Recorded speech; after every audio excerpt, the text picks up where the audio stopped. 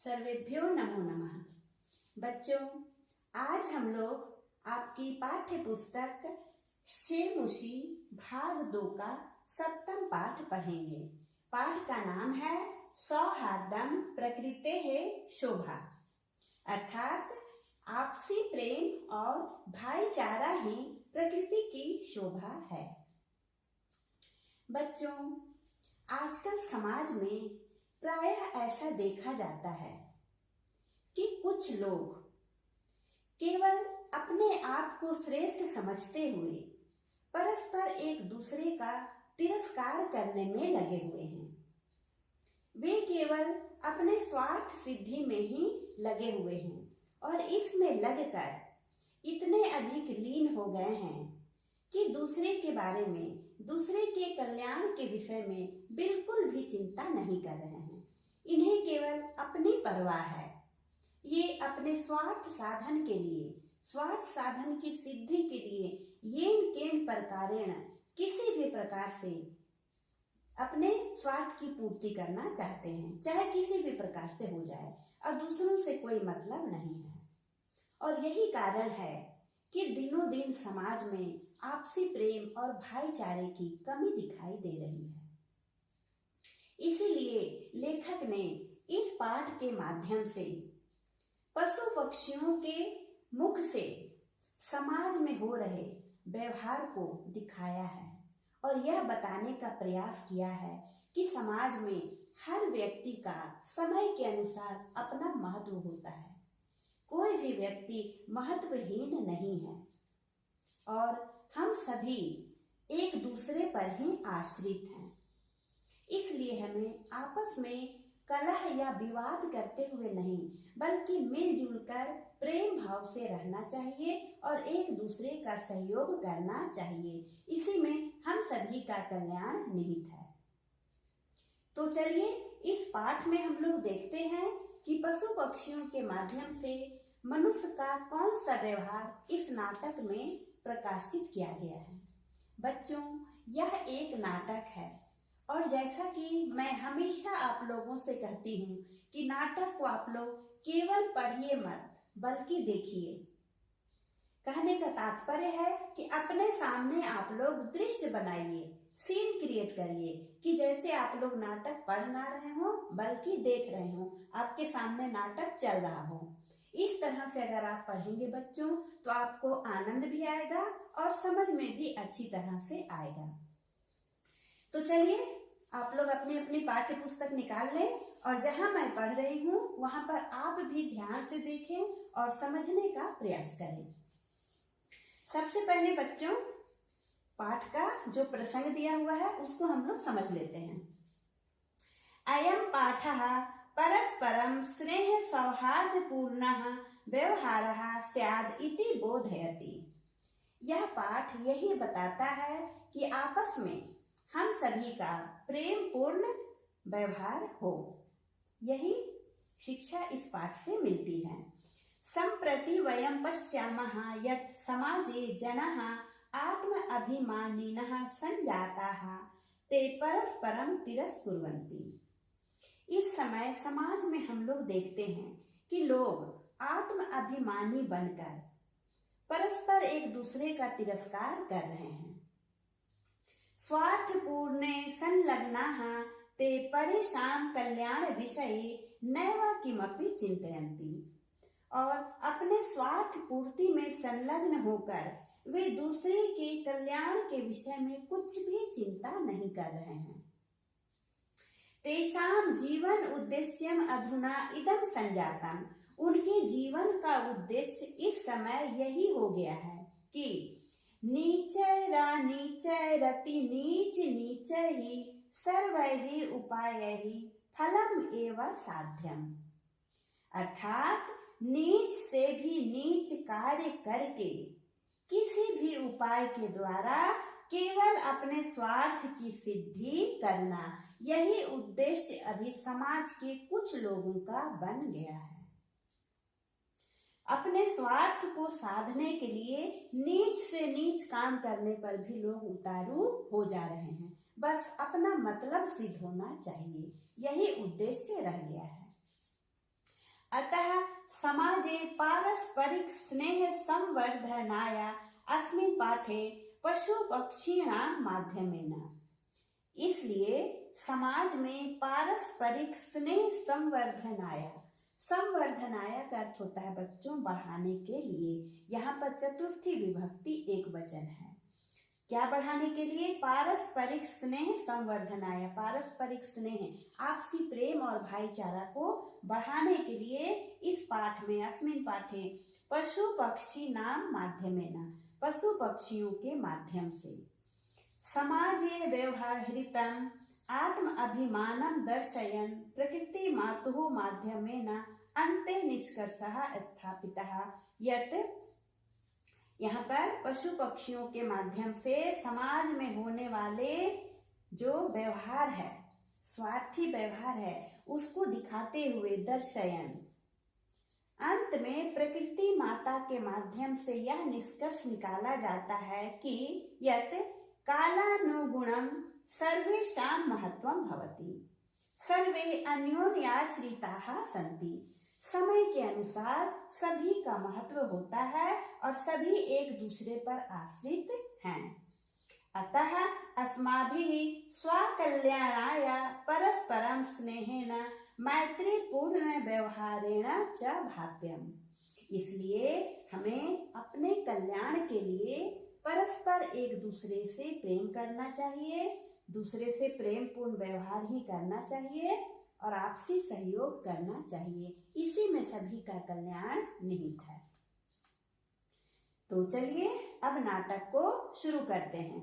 तो नाटक को शुरू करने से पहले बच्चों इसके मुख्य पात्र को आप समझ लीजिए। इसके जो मुख्य पात्र हैं इस नाटक में, यानी कि सौहार्दं प्रकृते शोभा, इस नाटक में कुल 11 पात्र हैं, जिसमें से है सिंह जो कि वन का राजा है, वानरः वन में रहने वाले पशु, काकः कौवा, पिकः कोयल, गजः हाथी, बकः बगुला, मयूरः मोर, व्याघ्रः बाघ, चित्रकः चीता, उल्लूकः उल्लू और प्रकृति माता। कुल 11 पात्र हैं और इन्हीं में आपस में संवाद होता है। अब क्या संवाद होता है, चलिए हम लोग इस नाटक को पढ़ते हैं, उसी में देखते हैं। सीन आप लोग बनाइएगा बच्चों। सीन क्या है देखिए। वनस्य दृश्यम समीपे एव एका नदी बहती।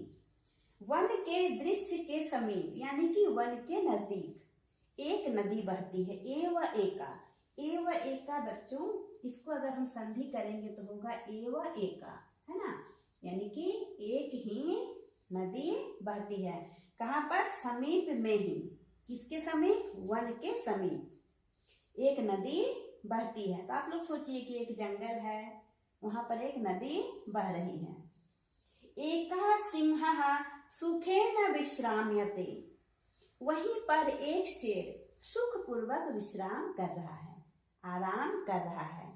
तदैव, तदैव तभी, तदैव यानी कि तदा जोड़ एव, तभी एकः वानरः आगत्य, एक बंदर आकर तस्य पुच्छम धुनाति।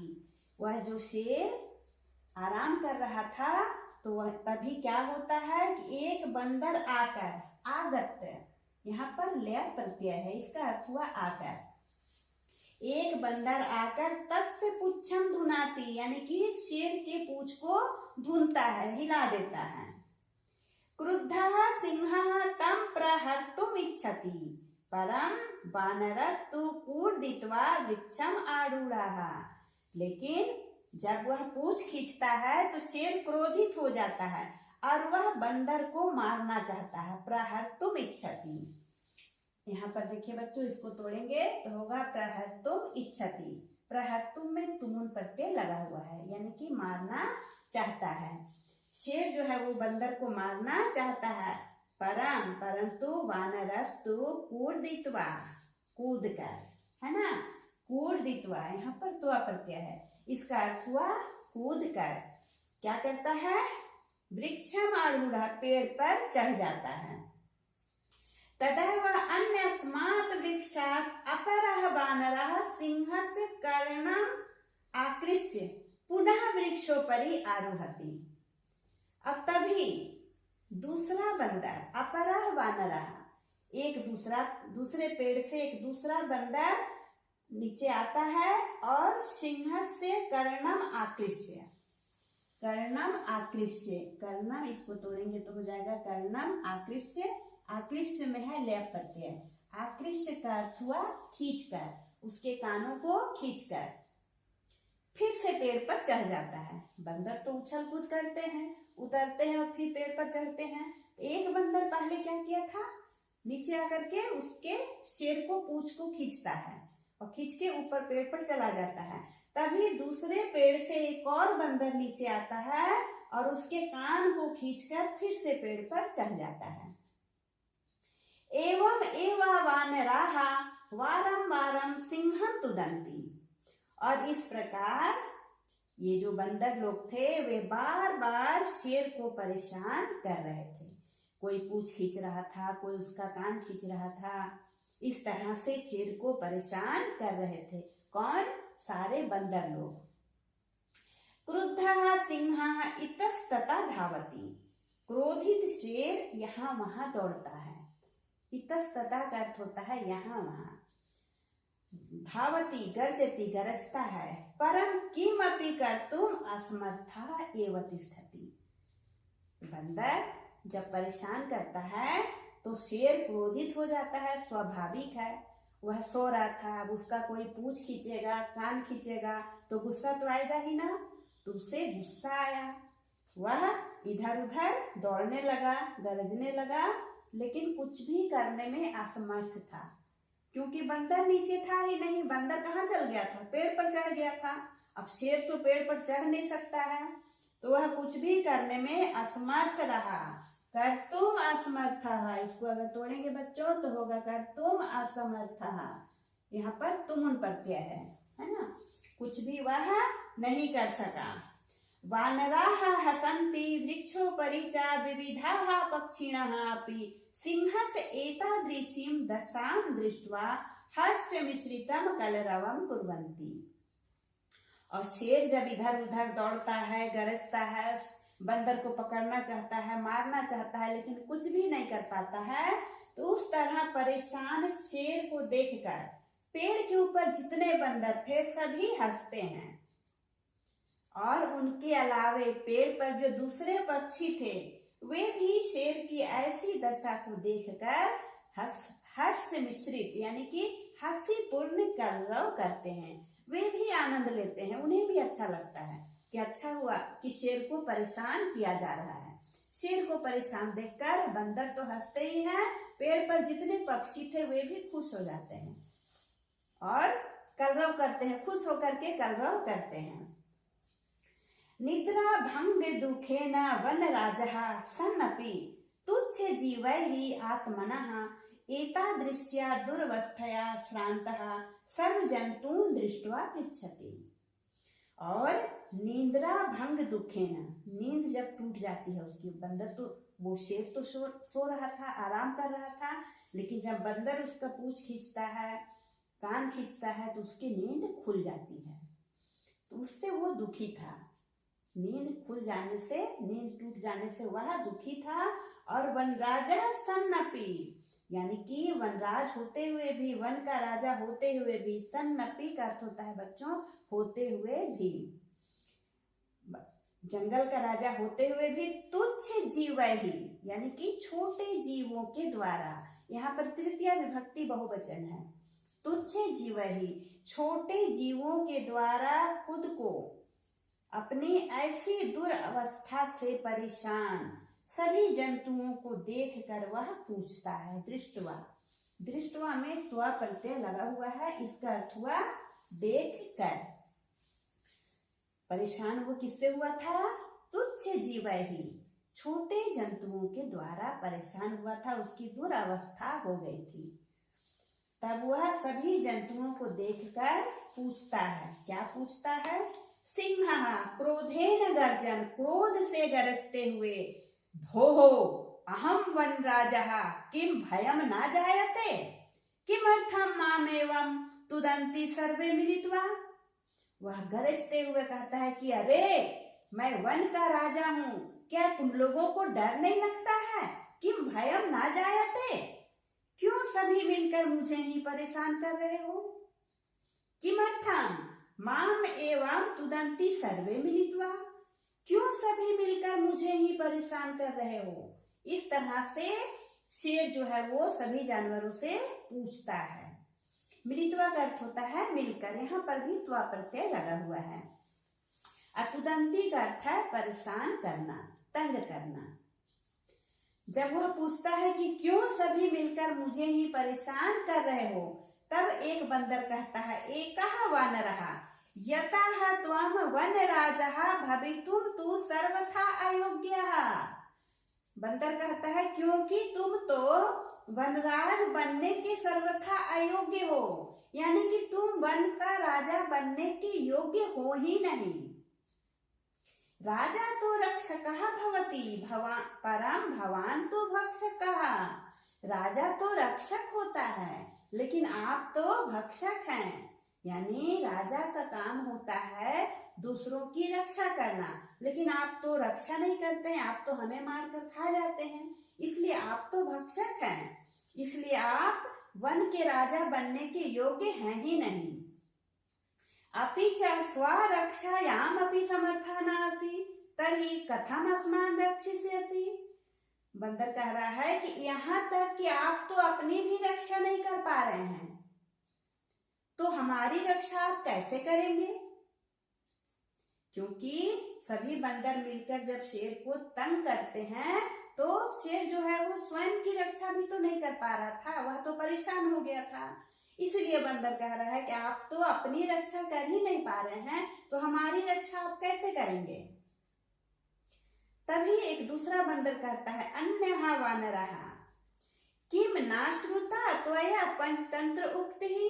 क्या तुमने पंचतंत्र की उक्ति नहीं सुनी है? पंचतंत्र की उक्ति क्या है? यो न रक्षति वित्रस्तान् पीड्यमानान् परैः सदा जन्तून् पार्थिवरूपेण साकृतान्तो न संशयः।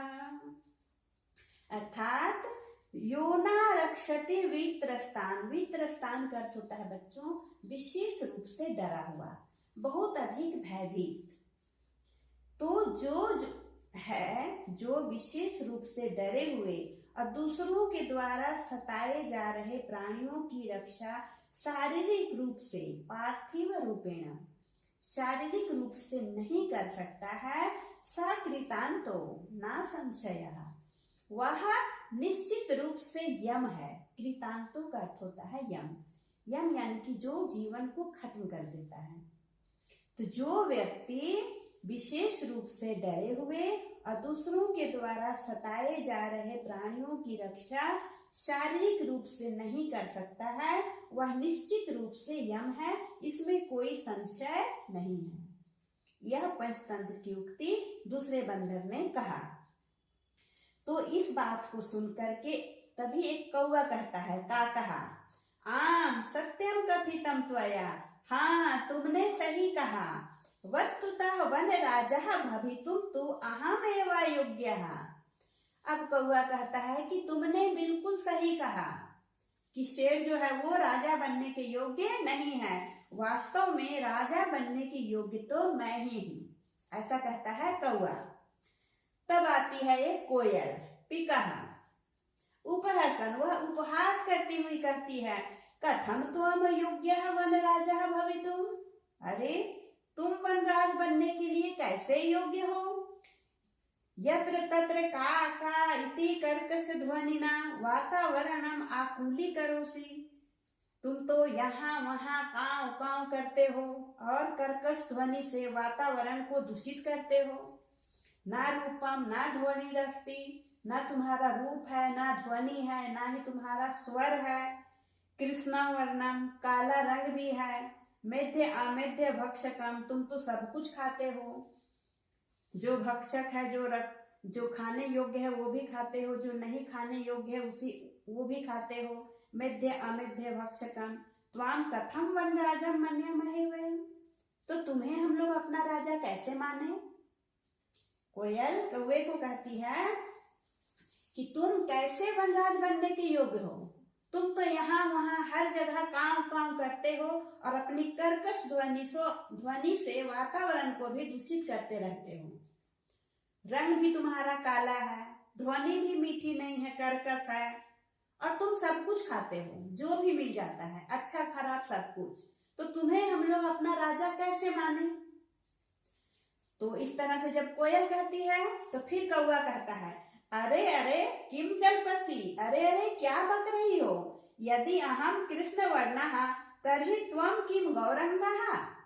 अरे अरे तुम क्या बक रही हो, यदि मैं काला हूं तो क्या तुम गोरी हो, तुम भी तो काली हो। सच में कौवा काला होता है तो कोयल भी तो काली होती है, लेकिन कोयल बोली कौवा को कि तुम काले हो। तब कौवा कहता है कि जब मैं काला हूं तो तुम भी तो काली हो। अपि च विस्मर्यते किम यत मम सत्य प्रियता तू जाना नाम कृते उदाहरण स्वरूपा। इसे भी याद करो कि मेरी जो सत्य प्रियता है वह लोगों के बीच में उदाहरण स्वरूप है।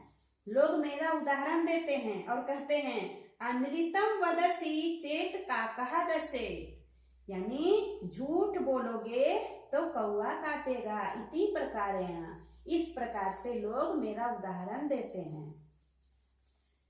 इस तरह का तो एक गाना भी है ना बच्चों, झूठ बोले कौवा काटे, काले कौवे से डरियो। तो यही उदाहरण जो है वो कौवा कहता है, किस तरह से लोग मेरा उदाहरण देते हैं सत्य प्रियता के लिए। अस्माकं परिश्रमः ऐक्यं च विश्व प्रथितम्, और मेरा परिश्रम और मेरी एकता तो पूरे विश्व में प्रसिद्ध है। अपि च काकचेष्टः विद्यार्थी एवं आदर्श छात्रः मन्यते, और भी कौवे की तरह चेष्टा करने वाला विद्यार्थी ही आदर्श छात्र माना जाता है। इस तरह से कौवा जो है अपनी विशेषता को बताता है। काक चेष्टा करने वाला विद्यार्थी आदर्श छात्र इसलिए माना जाता है बच्चों, क्योंकि कहा गया है काक चेष्टा वको ध्यानम। इस तरह से एक श्लोक है कि विद्यार्थियों की जो चेष्टा है, जो प्रयास है, वह कौवे की तरह होनी चाहिए। क्यों? कौवा जो है अपनी एक आंख से, कौवे की एक आंख होती है, दो छिद्र होता है लेकिन अंदर में उसकी एक ही आंख होती है, और एक आंख से वह चारों तरफ देखता है, बारीकी से देख लेता है। तो उसी तरह से विद्यार्थी की दृष्टि होनी चाहिए कि वह इतना चौकस रहे कि कोई भी चीज, कोई भी ज्ञान की बातें उससे छूटे नहीं। कौवा जिस तरह से चौकन्ना रहता है उसी तरह से विद्यार्थी को भी रहना चाहिए, बारीकी से किसी भी चीज को देखना चाहिए।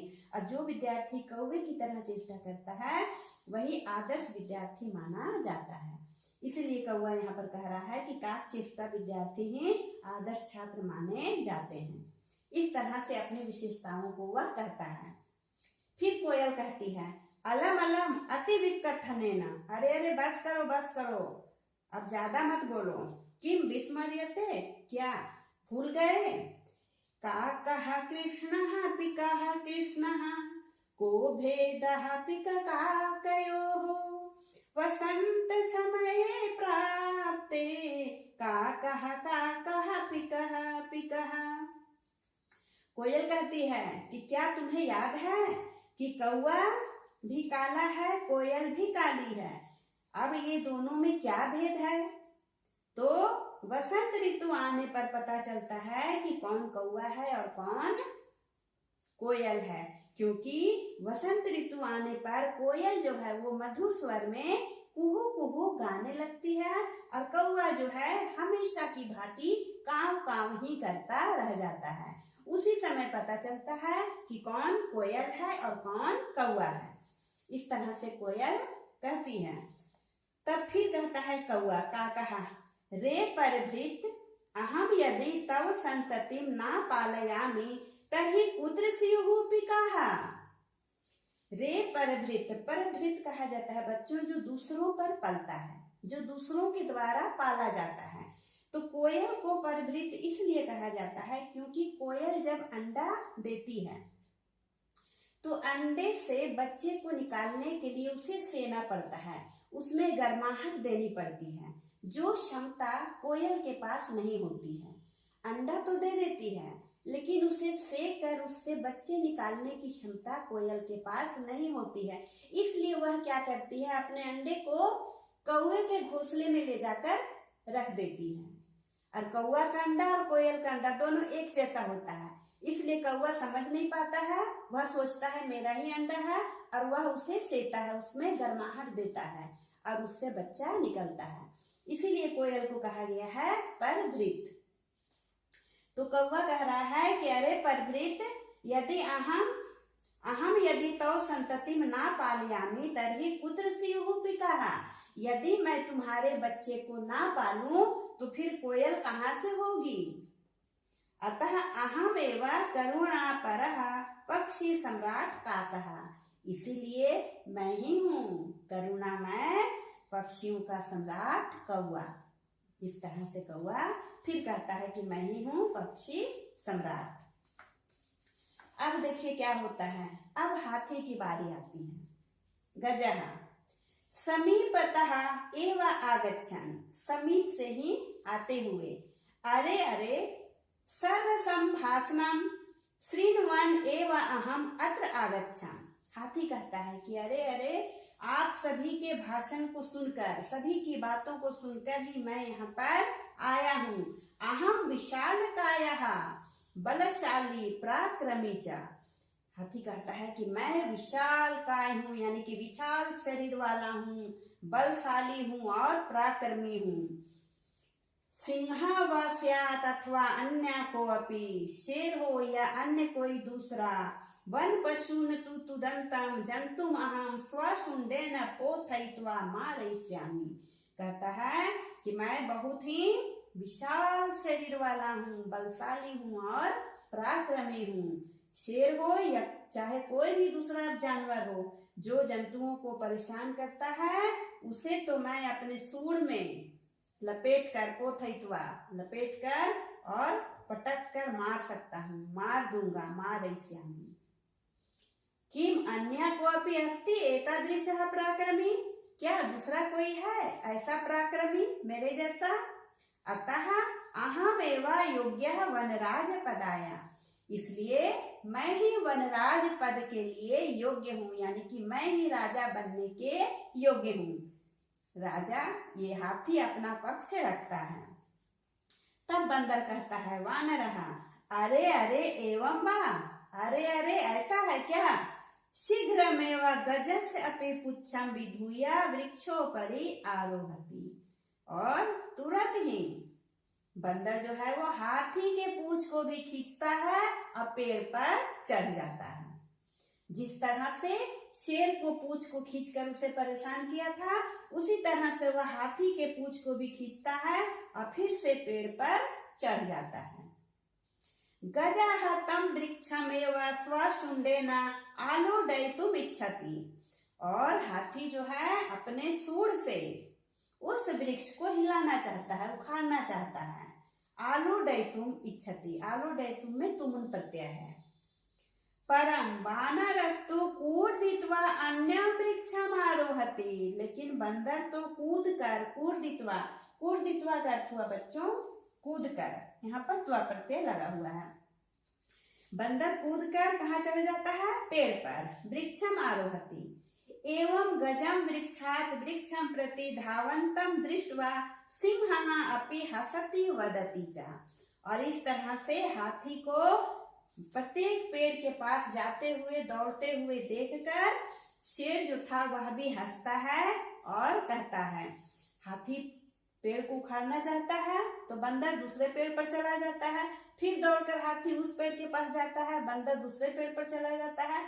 इस दृश्य को देखकर वहां जो शेर था वह भी हंसता है और कहता है। अब शेर क्या कहता है बच्चों, इसे हम लोग अगले वीडियो में पढ़ेंगे। तब तक आप यहाँ तक के पाठ का अच्छी तरह से अभ्यास करें, फिर हम लोग अगले वीडियो में आगे पढ़ेंगे। धन्यवाद।